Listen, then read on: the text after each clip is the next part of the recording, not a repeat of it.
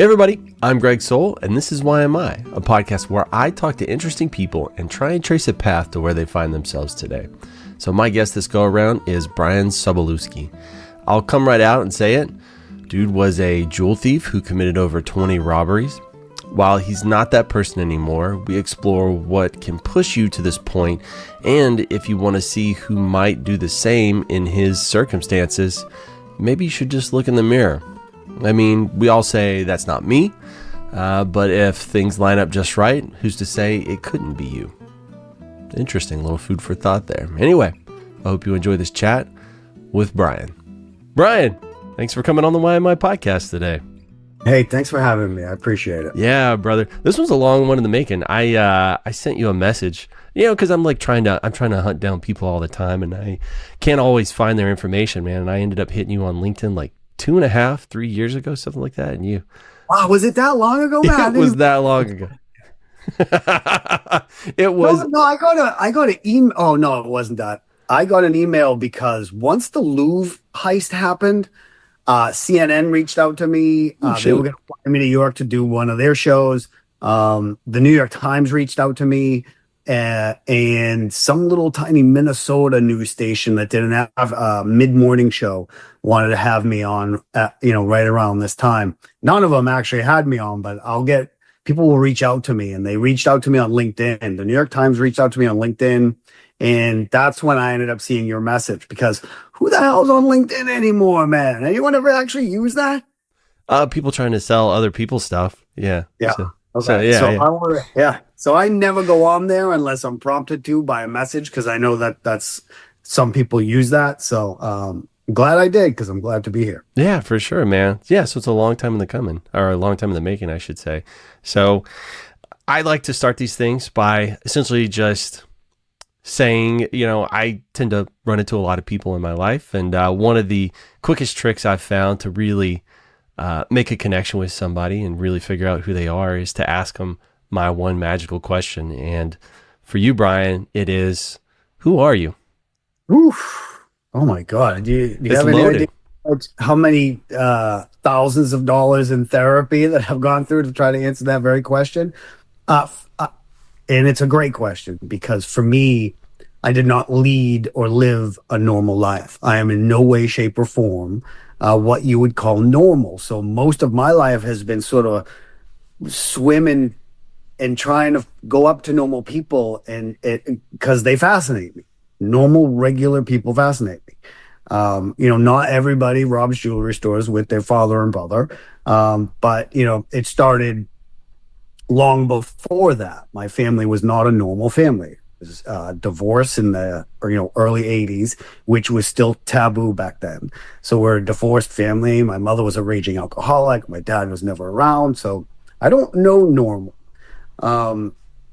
I would say, to give you just a couple of adjectives, generous. I try to give as much of my time as I can. And I am fueled by a guilt that is pretty heavy on me. So I would say, regret is definitely an adjective that I would use to describe me. Damn handsome is another one. I mean, look at these blue eyes. Stop it. I mean, don't look too long, because you'll drown in there. But, are we going to throw humble in there as an adjective as well, apparently? I am extremely humble. Cut it out right now. And, I would say, athletic to a degree. I'm 55 years old, and these hips, gravity's been pulling on them for a long time, so they're killing me. I will tell you that I pretty much only run these days. I have a very strict policy. I only run if there are blue lights behind me, and that's a very strict policy. If I see the blue lights and you and I are walking together, I'm gone before you even turn your head to notice that, to see the space that I did occupy. So that pretty much sum it up. I do a lot of I work for a nonprofit now that teaches kids stand-up comedy, and I give a lot of my time to that. So it's trying to pay back the universe for the overindulgence of robbing jewelry stores and taking people's dignity. I think that's probably how most people And I mean, that's how I found you, was the robbing jewelry store stuff. But then I started, kind of digging around, because I don't just reach out to somebody immediately. I look and try and see if I can find a little bit of who the person is. And to be honest, I haven't interviewed a lot of criminals or people that have committed crimes or offenses or things like that. And I think it's partially because a lot of the people you see out in the media sort of sensationalize what they did. And I don't know, man, it's like that's never really jived with me. Like, I listened to a podcast called Ear Hustle, if you're familiar with it, and it's by the prisoners in San Quentin out in California, right? Okay. Yeah, and it's like amazingly humanizing, and you get to see the good, the bad, the ugly, but none of them try and sensationalize the things they did, right? They're like, they're currently locked up? Yeah, they're in prison. Okay, so assume that they're all full of shit. Possibly. I'm sorry, there's possibly. Nobody, well, some of them are out too, right? Some of them have made it on the outside, and she gets stories from all over. You get women's prisons, you get men's prisons, all that good stuff. But it's never about them talking about what a thug they are, or how hard they are, or all of the. And so you seem to have amazing personality. You're very interesting, but you're not like braggadocious. You're not bragging about any of these things. They're just like, hey man, this is me, this is my life, and you're just laying it all out right in front of you. And getting to listen to your personal podcast, your Family Jewels, you get a really good sense of who you are. So I didn't listen to every episode, but I tried to catch a few at the beginning and a few towards the end, just to see. Whenever I listen to somebody podcasting, I like to see their evolution, which really super annoyed me because you were so freaking polished on the first episode, and it like carried through all the way through. So that's kind of annoying. That pissed me off a little bit, but really interesting. So again, everybody comes to you about the robbery stuff. So, and you mentioned it pretty early at your top of your stuff there. So I figure we talk about that a little bit, huh? What do you think? Yeah, let's do it. Yeah. What do you think is the most interesting part, or the part people don't ever ask you about that actually matters to you?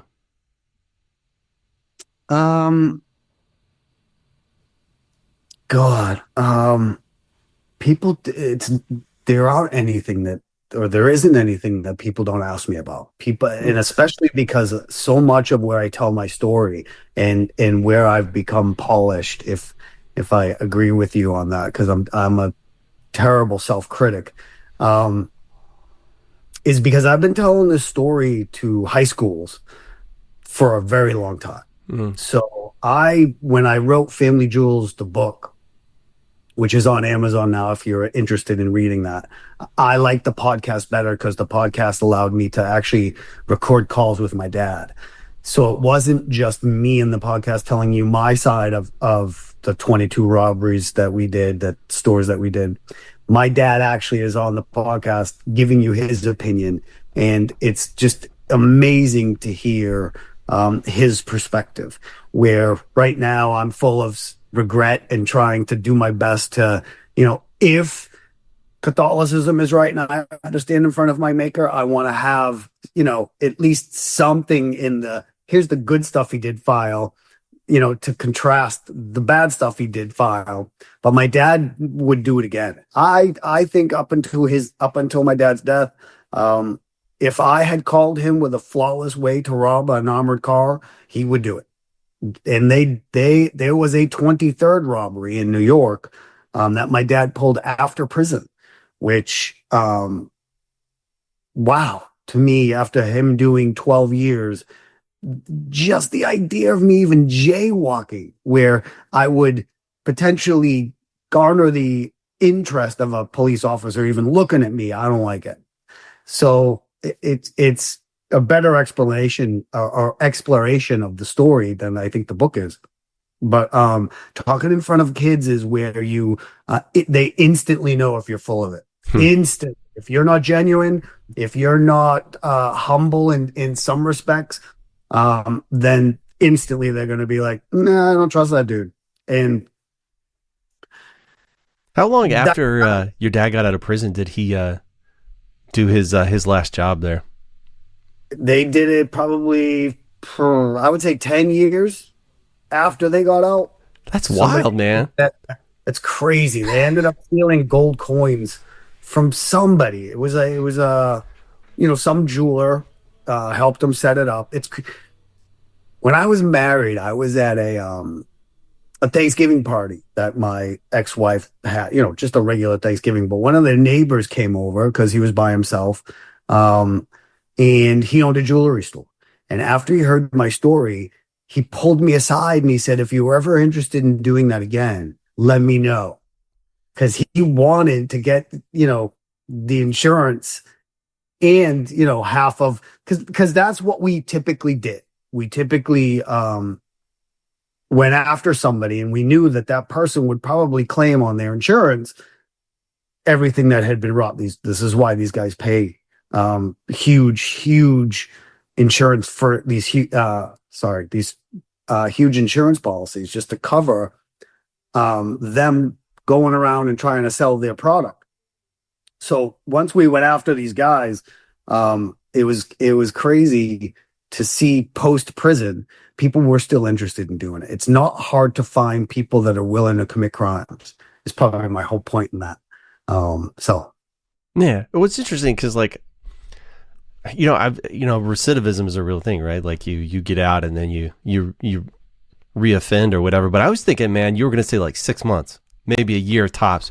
10 years, it's like you've created a whole new life. You've got a whole new it's a freaking decade, dude. And then you're like, yeah, let me get one more. And it was probably based on opportunity. You know what I mean? It's hard to find, people that are willing to do that stuff in some respects, to get a decent job. So when you look at the Louvre heist, I will tell you that stuff was pre-sold. That robbery was pre-funded. You can't get that information, and it was all an inside job. And that's what's just so disappointing about this whole thing is that they got caught, to me. So when I look at that whole robbery, I'm like, shit, it's such a shame that they got caught because I love to see people get away with it. I'm sorry. I have always been the person that went and rooted for the bad guy. When I saw Star Wars, I was so pissed that the Empire lost. I walked out of that there and asking my dad, I was like, how did Darth Vader lose that, man? There's just no way. He just statistically, there's just no way. So as I keep following that story, it's increasingly disappointing to see, how much of it was an inside job, and the fact that they didn't get away with it is kind of making me mad. One of my all-time favorite movies is Ocean's 11. I guess like the new version is I've never seen the original, like the Rat Pack and stuff like that. But I gotta say, man, like it was non-violent. They weren't in there with guns or anything like that. And it's like I kind of was rooting for them too. So I was a little bit disappointed when they got popped. And that's where you have to take that's why you didn't see guns and you didn't see the violent part of it, because the audience wouldn't be behind that. So, I guess to answer a previous question, what is the question I get most? Probably that's kind of hard to answer is, one, what was it like to duct tape a guy to a chair? Kids are very, very honest and they'll ask. And the other one is, how did you survive prison? What was the thing you were most afraid of going into prison? And that's what I like in terms of like talking about this with people is if I can use that story to help a kid create a dialogue, or get them to sort of raise their hand and step forward in a situation that they typically wouldn't. Because it's always the littlest, meekest kid in the back that tends to glob on to the story. And I'm not talking about the kid that thinks he's a thug, because I get tons of those. Give me 2 minutes in a class and they'll either reveal themselves or I could pick them out to you. So it's that kind of stuff that is those are questions that are really hard to answer. Yeah. Whenever you ask that, I assume, because I've been in situations where things are tense and I don't tend to have a lot of memory about what actually happened in the moments. I might remember some highlights, but I don't necessarily remember like feelings or what I was thinking, because I don't know, I guess sometimes it's like survival mode, right? Like I'm just here and I'm just trying to get through this. What's coming in the next 5 seconds? What's the next 5 seconds after that? I mean, is that, or do you have like full recollection, like when you look back on these things? Well, that's part of the reason why I pulled my dad into the podcast, because I didn't have full recollection. And not only that, but I am experiencing this from my eyes, and I would love to have somebody else's perspective on what we did. And I would have loved to have had my brother on the podcast, but my brother's not a podcast person in any way, shape, or form. So that was almost like a blessing, and it brought me and my dad back together a little bit, since we had drifted apart, especially after finding out that they had pulled another job. I said, okay guys, see you later. So he lived on one end of Florida, I lived on the extreme opposite end of Florida, so I didn't see him as much before he passed away, but we definitely talked a lot. And the other part of the podcast, it was cleansing, in terms of, hey, let me sit down and really try to pull out as much detail as possible. So to answer your question, no, my memory's not great. I smoke a lot of weed, so I'm probably fizzling it out. But at the same time, it was an interesting experiment to try to pull that in. And it's an audio podcast, which is, not that it would be any different to watch me on a YouTube podcast, but it was furthered my drive to be as detail specific as possible. I can remember what the smell of the inside of the store of Burlington was. You know what I mean? Like it was so it's those kind of things. And I think when your senses are so heightened as they are before you do something like a robbery, it tends to imprint itself on your brain just a little more than, going to CVS and buying a toothbrush, I guess. Yeah, for sure. Well, I think it's like biological. I've seen some research that shows like when you have adrenaline in your body, you tend to make like those neural pathways a lot fast. I mean, it makes sense, right? Like you're running from a saber-toothed tiger, you survive. You probably want to remember how you did that, right? It's like, how do I? Right. Yeah. Right. So kind of evolved to make sure we can make it through that sort of stuff. You were talking about you use the podcast to reconnect with your dad. It made me wonder, like, did you guys fracture and kind of move apart? Like you maybe blamed him a little bit, or is it just kind of a natural, you guys just sort of I don't blame him a little bit. I blame him a lot. I was trying to leave a little wiggle room in there. Well, I mean, let's forget the fact that this is somebody that should have been in my life doing their best to tell me not to do that. Right? This is somebody who should have taken my best interest at heart every second since I came out of the womb, and probably well before that. Your dad, would you ever consider, running into a jewelry store with everybody armed, knowing that the possibility that somebody could end up shot or all of us end up shot? Would you ever do that? And, most parents would answer that no. My dad did not answer that no. My dad said, well, it depends on the situation. So I explored this a lot. And I came up with the idea that he's 100% to blame, because I sat in his car once with his gun prior to any of the robberies happening. I was all strung out on cocaine, and I needed more money to get more. So I sat in front of a convenience store and I said, how hard can it be? You go in there, you take the cash, you leave. Point a gun at somebody, they're very willing to give you their things. And I sat there with the gun in my hand for probably the better part of an hour, and I couldn't do it. It wasn't because I sat and I had a moral argument with myself in that hour. It was, can I find the courage? Do I have, I guess, what you would call balls to go in there and be that brazen? And I didn't. I don't.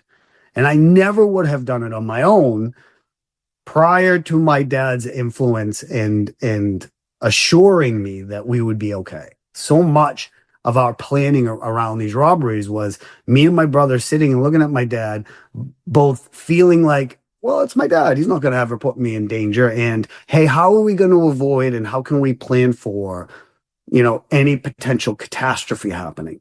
And it's impossible to do, but that's the part of being sort of stupid criminals. We thought we could control, all of these aspects of, running around like cowboys, and you can't. Yeah. And I just think of like, one, the role power. Like, this is my parent, this is my dad, and my want and desire to help, because like they say, hey, I need you to help me. And it's like, just like that people pleasing part that lives in everybody, no matter how much you say it doesn't. Everybody's got a little bit of that, especially when it comes to your parent, right? Like all those things, man, that is a crazy cocktail to be able to try and fight against. And like the idea that you were at one of your lowest points, and like you said, you couldn't make yourself do these sorts of things. So yeah, all that coming together, man, that's rough. Yeah. Well, in the same question I would ask is, if you put yourself in the position that me and my brother were in for the first robbery that we did, my dad presented it as somebody had ripped him off. And boy, nothing gets your juices flowing more than the idea of defending mom or dad. It's crazy. And I went through a lot of therapy post prison because I needed it. And, that's where I learned that kids never owe their parents. At no point in the timeline do the children owe the parents, because the children didn't ask to be here. You brought them in, and it was your job to ensure that they had the ability to survive in this.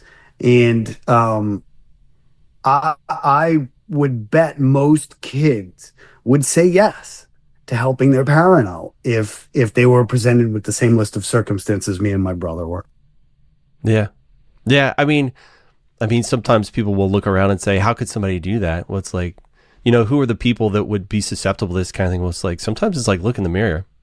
Like, you may think you've got it all put together, but your early 20s, right?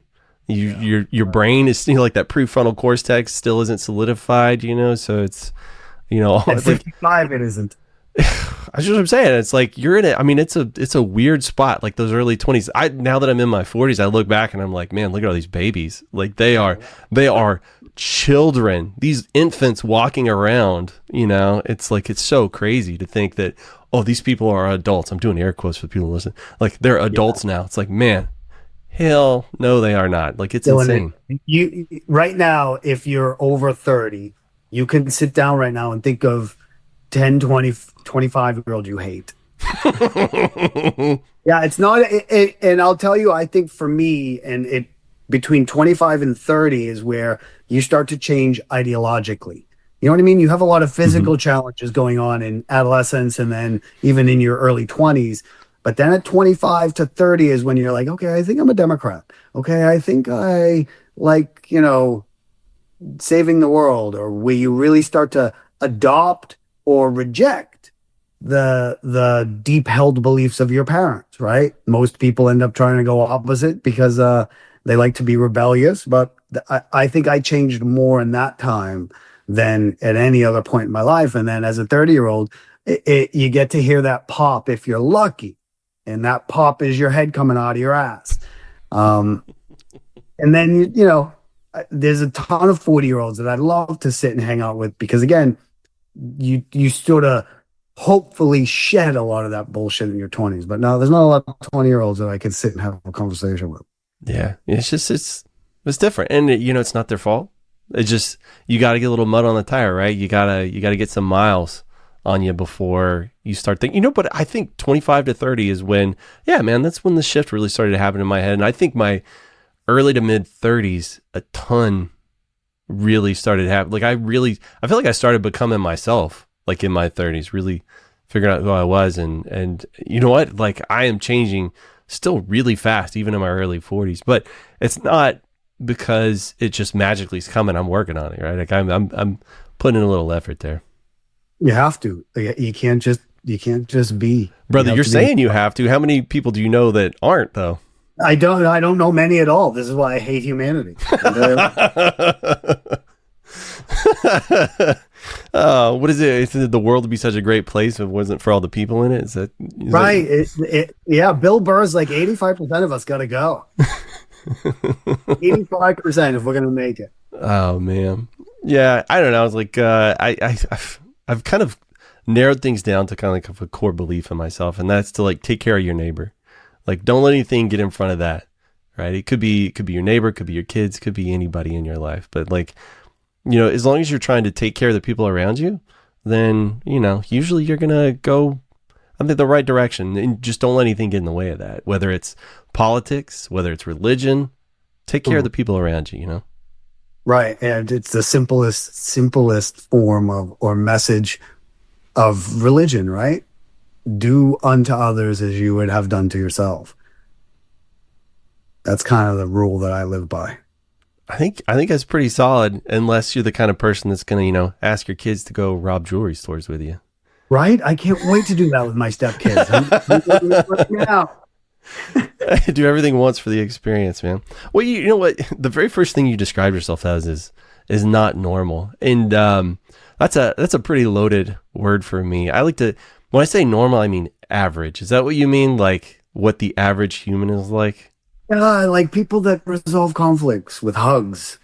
You know what I mean? And people that actually talk about their feelings openly, and people that don't get hit on a regular basis. I mean, as children, we know, like science has already told us over and over again, that that brain is wiring itself at this point, and it is being wired by how the outside environment is treating it. And when you hit a kid, which I'm sorry, is a perfect solution to whatever problem you're facing. Like, how do you not adopt a perfect solution to a problem? Kid is screaming in front of you in the middle of the department store. Bap, over. But we know that hardwires a kid's brain now to accept an open hand, and shy away from it. And that's the stuff that's why I like getting and being in front of kids prior to them being in their 20s, because that's when they tend to, I don't want to talk to you. Because kids are just trying to figure out the world. And I watch my stepkids now, the fraternal twins, boy and a girl. They're looking at the world very differently. But it's amazing to watch when you have a normal parent. And my fiance is very strict. She's Indian, so she's really strict with these kids, which I love. Big disciplinarian, but these kids are turning out all right, man. And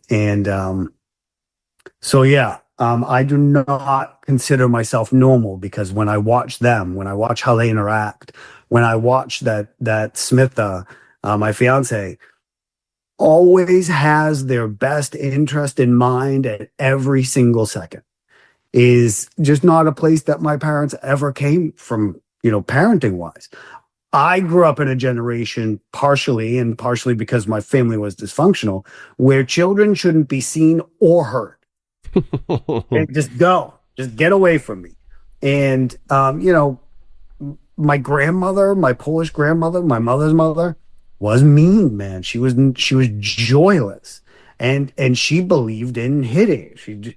I got hit with a vacuum once. You know what I mean? My mom, she was just vacuuming. I was screwing off, and she just hit me with it. I'm not talking about a Dyson. You could listen. I bring a Dyson into the bedroom now and have my fiance spank me with it, because it's just all plastic. I'm talking about. This was an Electrolux, man. This was a stainless steel beast of a vacuum. Nailed me with it. So,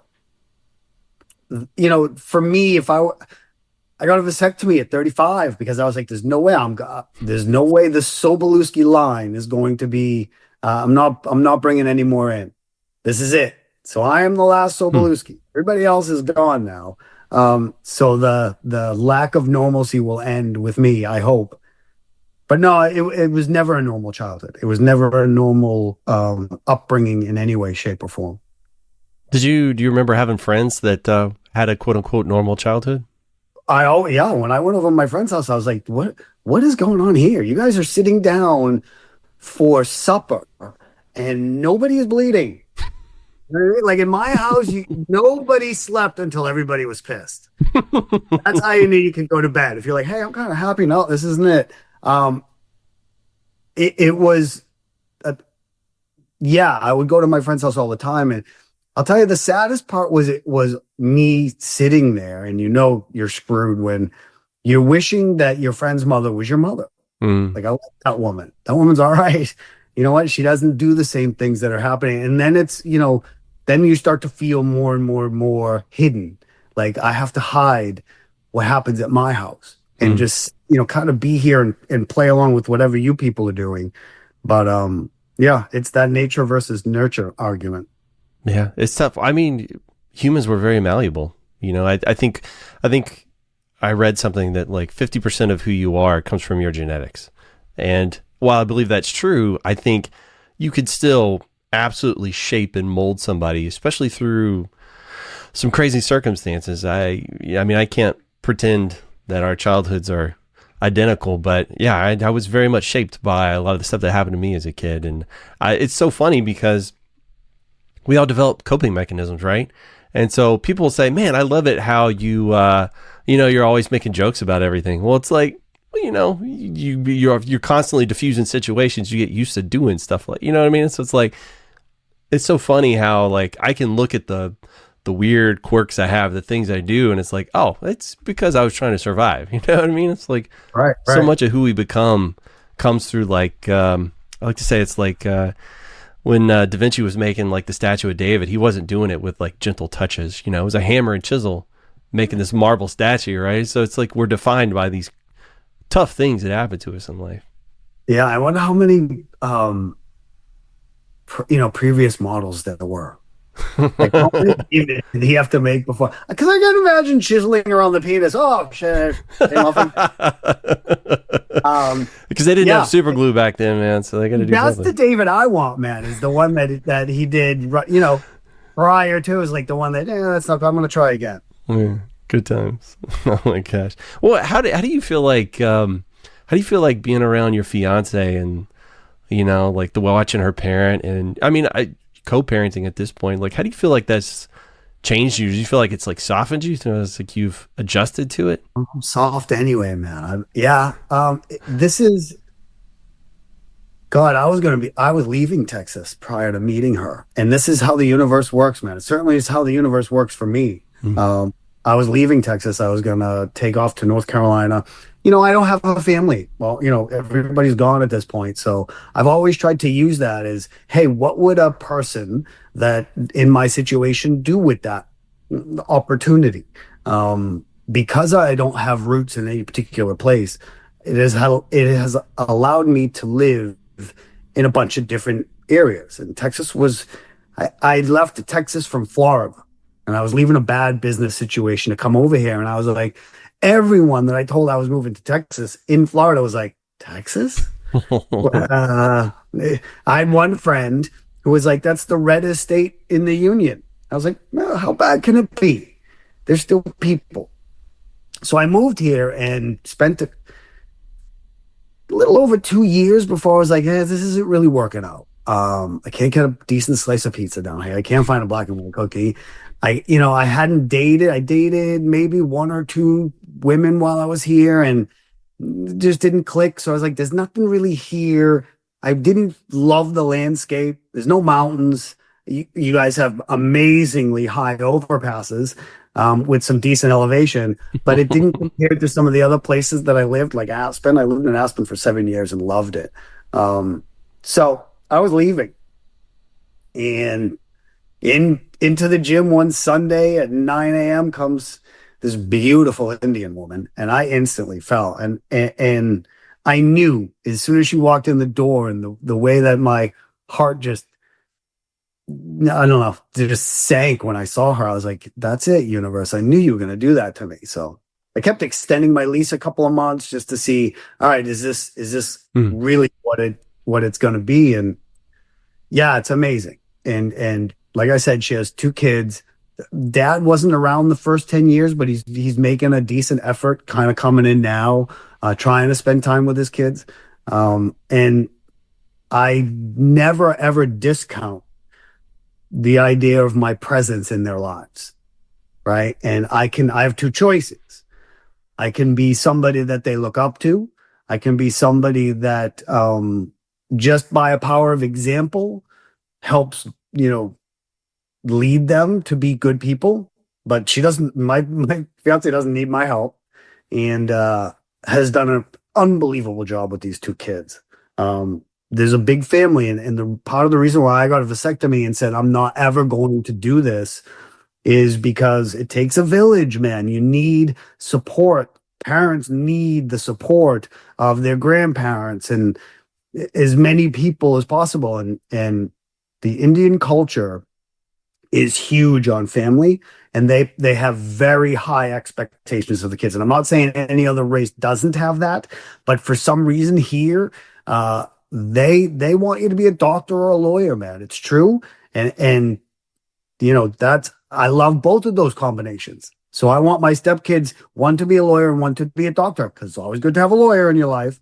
And B, I'm 55 years old, and part of dating is saying, hey, she's healthy. Can I harvest a kidney from her at some point? No, that's it's just Emergency plan. Yeah, hit right now, I would take it. But no, I have a client that he's in his 60s and his high blood pressure. He worked for 7-Eleven, high pressure lawyer his entire career, and smoked his kidneys out from the drinking and the partying. And his wife donated a kidney to him. And I was like, now that's brilliant. If I ever need an eyeball, if I ever need a liver, if I ever need a kidney, that's how you look at them. Don't look at the TNA. Start thinking about, and I would recommend that to you, Greg. Well, you're talking about getting a vasectomy. Like, hey, I might need to harvest some of these organs at some point. For sure, man. Well, you talked about getting a vasectomy. We're vasectomy twins. I got mine as well, for different reasons, because kids are the worst after I had to. But no, it makes me wonder, like, did you, because this is something, I only ask this because this is something that used to kind of sit in the back of my head. There was this podcast episode I listened to, that Ear Hustle one. It was called Dirty Water. It's probably one of the more impactful ones I've ever listened to. And the thrust of it is this lady's talking about how just the crazy shit she went through as a kid. And she said she was always terrified to have kids because she said, my mom could only give me dirty water, and I was afraid all I would have for my kids is dirty water. And man, like when I heard that driving the car, I like pretty much had to pull over. Like it just hit me like a ton of bricks, because it was like a fear that had been in my heart for so long, but I just didn't have words for it, And so I've always wondered, like, is, the things that happen to me is that, because you hear about people like repeating patterns and things like that. And it's like, it was always kind of this concern of mine. And I was curious, is maybe something like that would lead you to go the I'm not going to have kids route? Oh, completely. Like I said, I went into therapy right out of prison, and I happened to find a therapist that I credit with saving my life, because the person I was when I got out of prison I was very self-destructive. I was very angry, and I didn't know what to do with it. And I've been to a lot of therapy in my life. I have 2 psychology degrees. So a lot of times I'm sitting with a therapist teaching them, you know what I mean? I'm that intellectual, and I'm just like, and I found this one guy that knew how to get in there. And he was the one who said, basically, everyone is comprised of a healthy side and a neurotic side. You don't have the kid that is afraid of the dark. That's when the neurotic side starts to be built. To the extent that your neurotic side is capable of jumping into the driver's seat and driving through people's front lawns and ruining your life, and right, to the extent that your healthy side can satisfy the neurotic side, you probably live a pretty mentally healthy life. To the extent that your neurotic side takes over and does those things, you're probably an asshole. Therapy taught me that parents do not have the choice not to pass on the neurotic side as well as the healthy side. Sorry, it just can't happen. That's to deny humanity and ambivalence in general. So that was, I at that point could answer 100%. I do not want anybody to deal with the neurotic side that I have.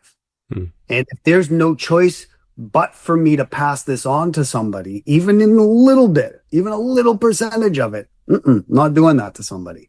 So, and I just know I'm not man enough. It's kind of how I put it, or woman enough, because I think women are way better than men. I just knew I didn't have what it took. I dig it. I know what you mean. Yeah. I don't know. I just think about it like, also like the fact that you're really aware of it, right? Like you're aware of those fears and you're thinking about those things. And I like to think that if you're that aware of it, you're that concerned about it, you're focusing on it, maybe we aren't doomed to repeat those things. You know, I feel like the people that just don't give a shit, that don't pay any attention, that pretend like there's nothing wrong, then those are the people that are repeating it. But the people that really care and like put effort and energy, man, like, you know, maybe we're stronger than where we come from, kind of thing. Which is why I like to do work with kids that are already here. You know what I mean? Yeah. So it's another thing that fueled my decision. If I ever felt that I regretted my decision to have a vasectomy and not have kids, well, there are plenty of kids here now Yeah. that need it.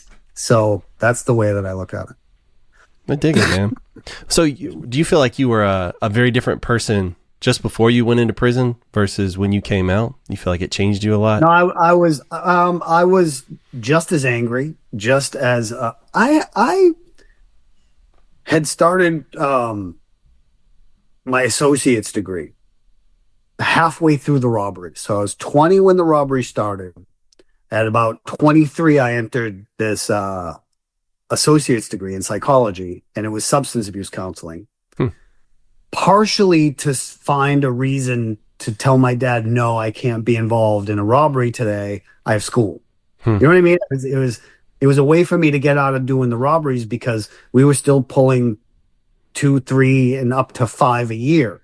And I was like, well, he's continually expecting me to be in every robbery. I got to find a reason not to be in them. And what were the repercussions if you just like said no to him? Like what would happen?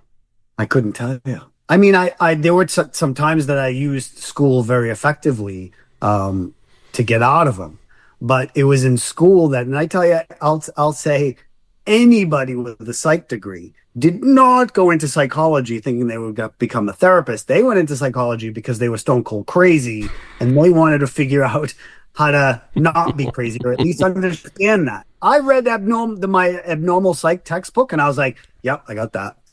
Yeah, I got that. Yeah, I got that. Yeah, I got that.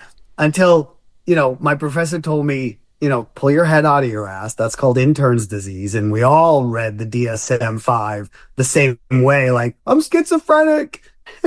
And they're like, no, that is a very serious disease or a serious personality disorder or mental health issue. You don't have it. But it was there that I started to take a look at who I was, because I had multiple people coming up to me telling me how angry I was.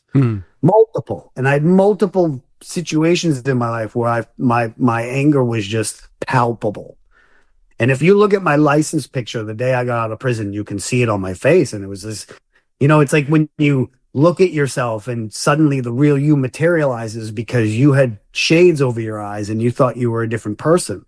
And as soon as I accepted the fact that I was as angry as you can get is when I started to try to figure out how to not be that. So I spent the 3 years that I did in prison reading every single psychology book I could get my hands on. And it was like, okay, how do I make sure I never come back here? From the point the shackles went on me when I pled out to the point that I went in the prison van to the day I got out of prison, I was like, I don't ever want to come back here again. And you will take my cold, dead body back to prison because I'm not going back. And I don't mean that I'll fight to not go back. It means I will never do whatever could potentially put me there, which is why I was so mad when I found out my dad and brother had pulled another job, because it put me in danger of being an accomplice after the fact. And I didn't need that. Yeah. Yeah. I mean, just by, having been in cahoots for so much. Yeah. I mean, it's going to definitely turn a light on you, whether you want to or not. And don't put me at risk. I'll do that myself and let me decide whether or not I want to put myself at that risk. And that was really, it was kind of heartbreaking that again, here's my dad inadvertently putting me at risk. He'd be like, I didn't put you at risk. You didn't do the robbery, but we know. Because no criminal sits down and says, can you look up the statute on armed robbery to find out what we're looking at? Should we get caught? Nobody ever does that. So our biggest disparity here in terms of punishing people that have done things that we say are against societal norms or laws is no criminal looks at consequence before behavior. It's always, how do I deal with the consequence after behavior? Because most crimes are crimes of passion.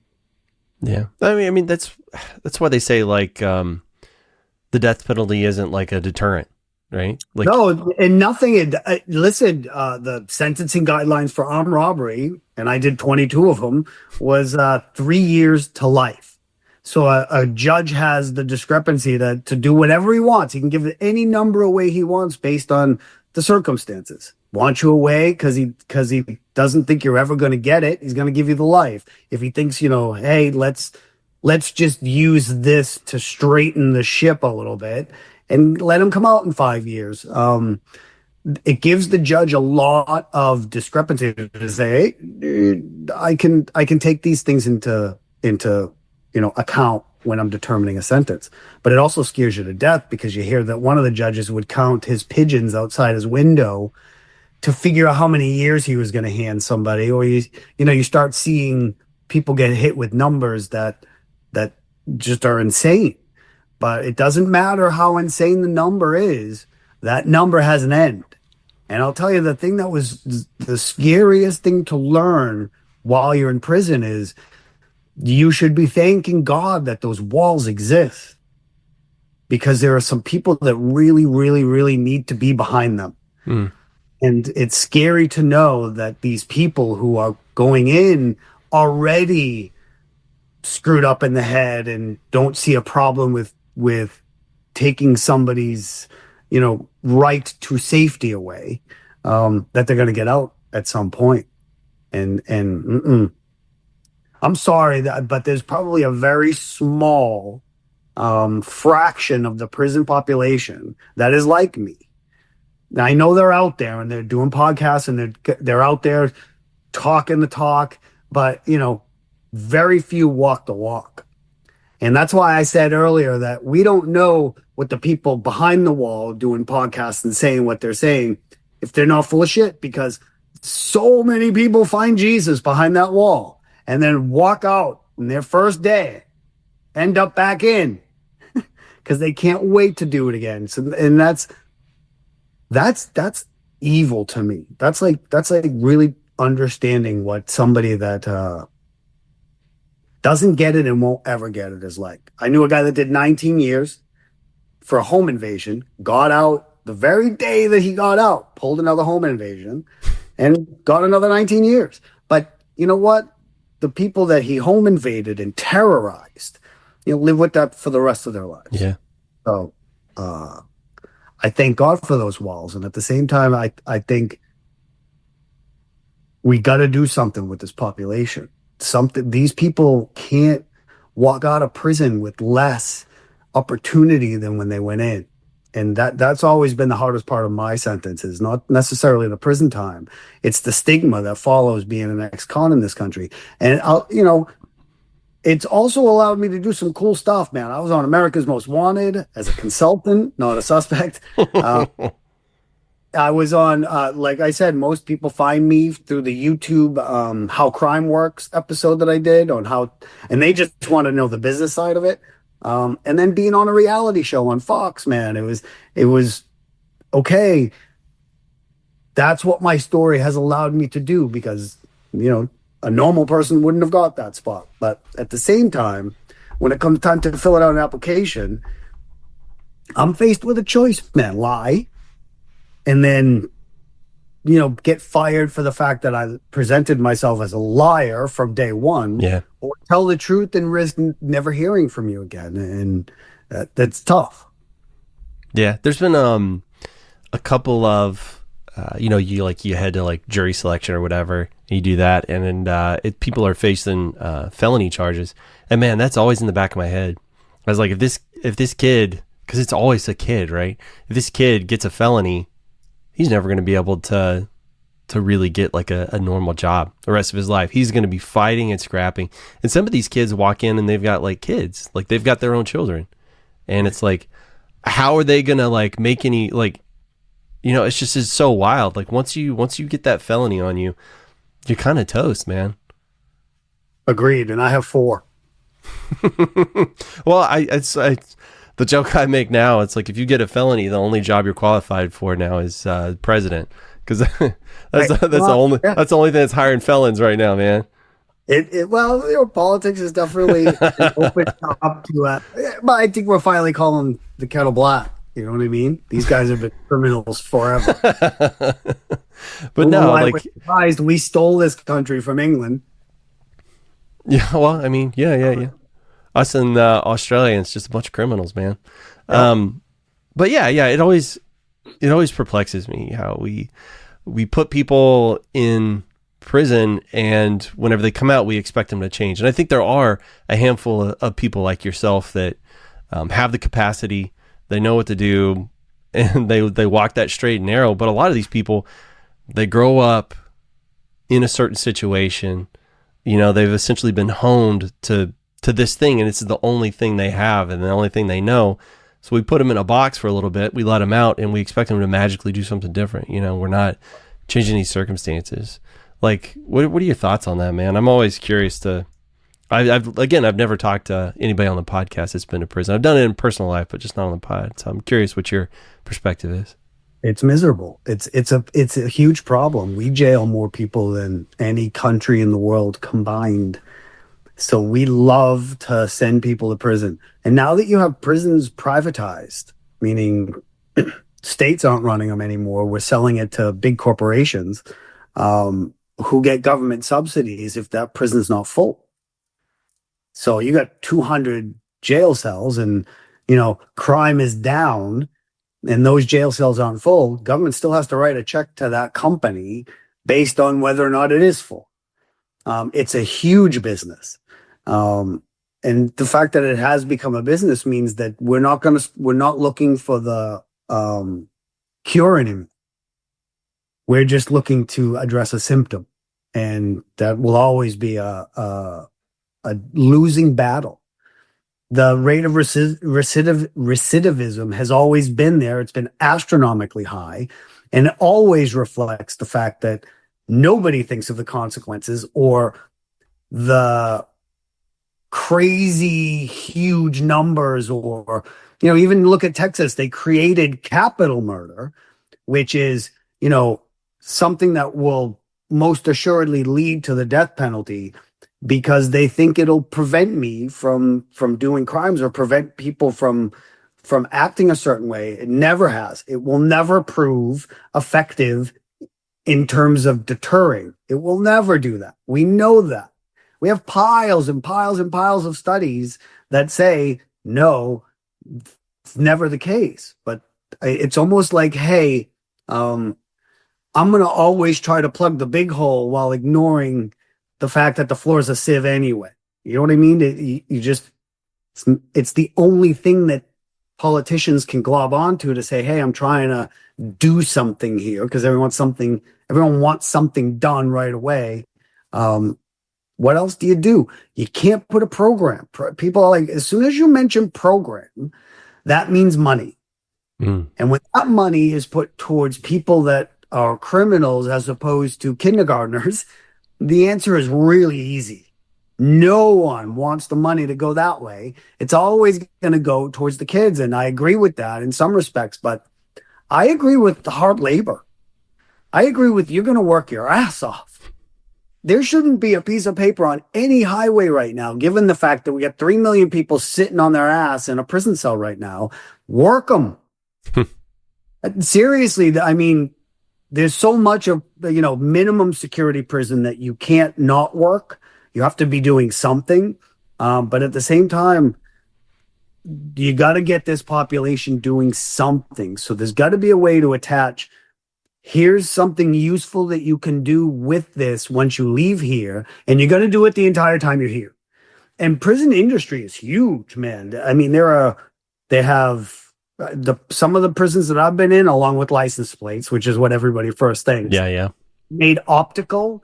They had a wood shop. They had a metal shop. They made all kinds of stuff. And imagine the entire population is forced to do that while you're in there in some way, shape, or form. And of course, you get the more you do, the more you get. And privileges in prison are like gold. They really are. And if you go in there and we can teach them some kind of trade, something that they can walk out that is useful while you're locked up, and that when you walk out, you could use. It's unbelievably unpopular because again, it takes funding. Mm. So I think most people think that, hey, you commit a crime, you cross that line. I want you to suffer. I want you to suffer every day that you're in there. And I am one of those people. I think you should. But at the same time, it's almost a golden opportunity to take a population that's useless and make it useful. Yeah. There's got to be a way to do that. I mean, you've got a captive audience. I always thought that was a great idea too, right? Like literally force everybody to learn a skill. And we were talking earlier about how AI is taking jobs. AI is not taking a plumber's job. It's not taking a carpenter's job. You know, it's not taking a welder's job. You know, if you get one of those skills, you come out. And you know what's funny is I used to work construction a lot, especially with my uncle. He was like a carpenter, and he would subcontract to guys. You know, like, and he never asked the concrete guy if he had a felony. You know what I mean? He ain't asking the framer out there swinging a hammer, like, what's your criminal background? Like, they don't give it. They do not care. You know what I mean? So it's like, if you can come out with a skill, you could pick up one of these jobs, right? You can get on a crew. You can eventually work your way to running a crew and, you know, make a decent living for you and your family. Like, it would give you. But I mean, that's where we're ending up anyway. Most ex-cons are going, I mean, what are the 4 things you can do post-prison? Personal training is one of them, which I've I always say if you've had more than one personal trainer in your life, you trained with an ex-con. Landscaping or something like that, or something construction or restaurants. What is the 4th? You can go back to crime. I mean, that's it. And you know, gone once you cross that line are the days that America promises you can be anything you want. And then you can only do three things. Mm.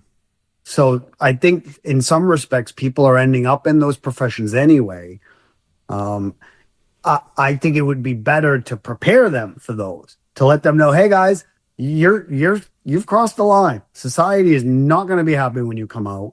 So let's figure out a way for you to get out and at least not have to battle. How am I going to put food in my or my kids' mouths? Yeah, it's tough. It's tough. You know, and I came to this realization some number of years ago. I don't know how long ago it was, but I've learned one of the big problems comes in when we dehumanize people by putting them into a group. We put a label on them, right? So like, you're a criminal, you're ex-con. Like, we put them over here. You're an immigrant. You know what I mean? You're an illegal alien. It's like we put these labels on it and we strip people of humanity, and it becomes so easy to just deny them of like, oh, you're not a person anymore. It's like, I don't have to think of you that way. Like, it really bugs me a lot. Don't forget though, there's people are, a lot of people are just assholes. Well, you know what? It's like, probably one of the things that bothers me too is like, man, I have made a huge metamorphosis in my life. Like, from, the pupa through the cocoon, and I came out a butterfly. It's like I'm constantly changing, and I see these people that are, in their 50s and their 60s, and they just, stuff they're saying, man, it's like hate. It's just like hate. Is that in your heart, or are you just saying that for financial gain? And honestly, what's the difference there? I don't know. Because it amounts to the same. Like, I just don't see how you get to that age and you still don't care about the people around you, man. I don't get it. Too many examples of that. Way too many examples. Yeah. But it's good, man. We need more interesting people like you staying here in Texas, man. Don't go up to North Carolina. You stay down here. That's what I've noticed. I'm definitely stuck until the stepkids are graduated, or you can convince them to pick up and go with you, man. No, it's never gonna happen. They're born and raised in Texas. I keep hearing ride or die. Yeah, Yeah, Is that when are they getting the big Texas tattoo right here on the inside of their bicep? no, never gonna happen. No tattoo. Um, no, listen. I love the Midwest because the Midwest is the first place I think in Colorado where I was just in a Whole Foods and you walk by somebody and they say hello. The first time that happened to me, I was like, "Go fuck yourself." Massachusetts. You go to Massachusetts. You might get your first five people you say hello to either acknowledge you or whatever. But somebody's gonna be like, "Hey, go fuck you."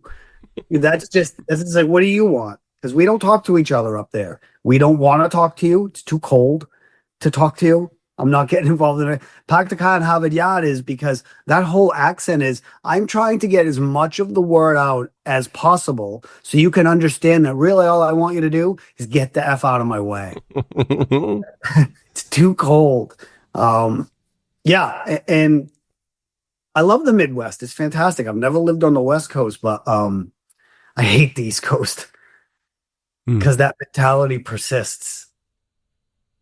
Yeah, my territory now is I cover Minnesota and Wisconsin, and so I fly up there every couple of weeks or so, something like that.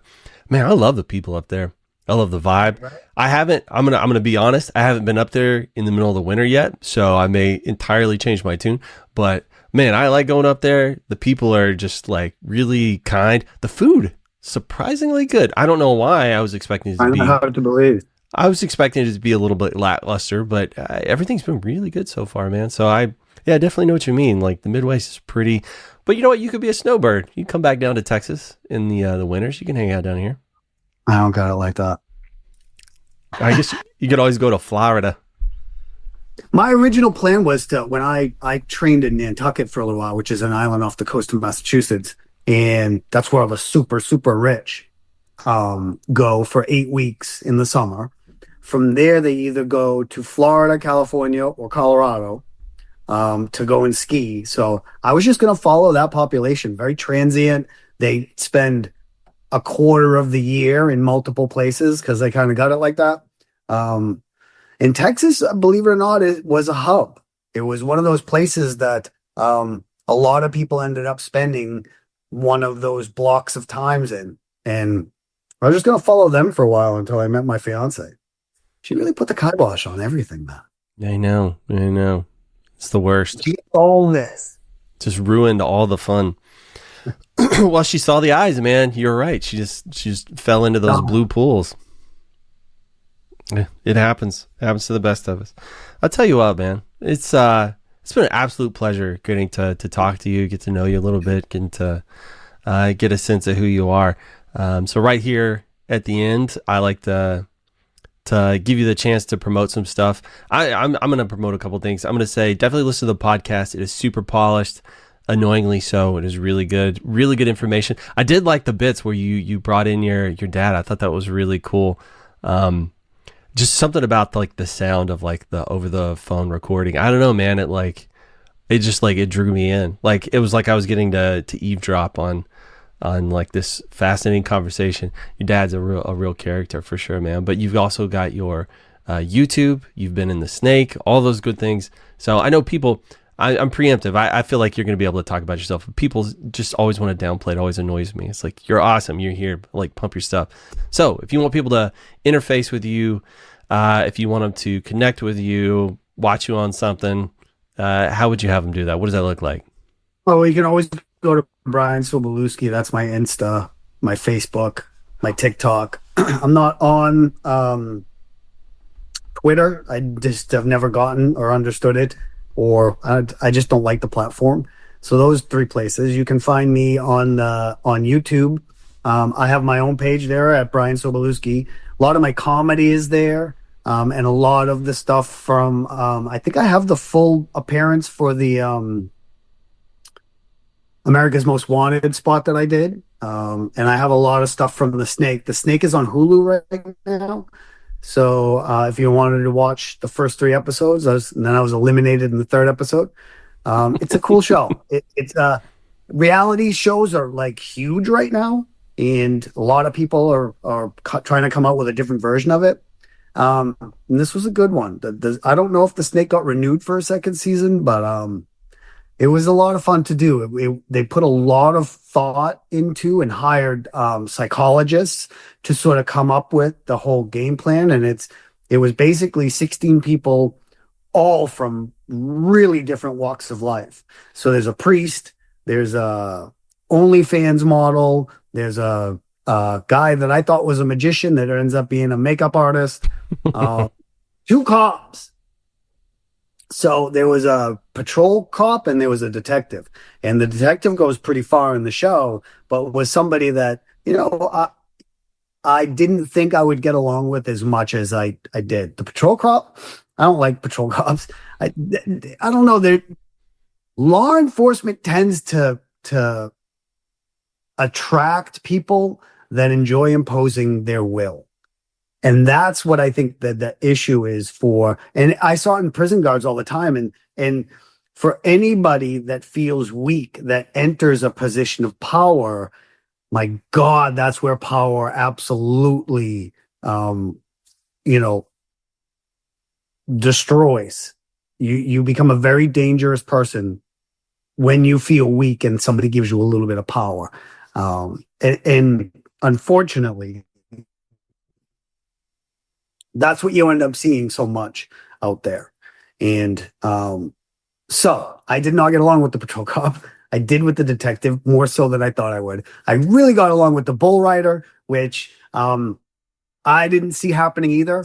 But it's a cool show. Check it out. I don't know what's coming.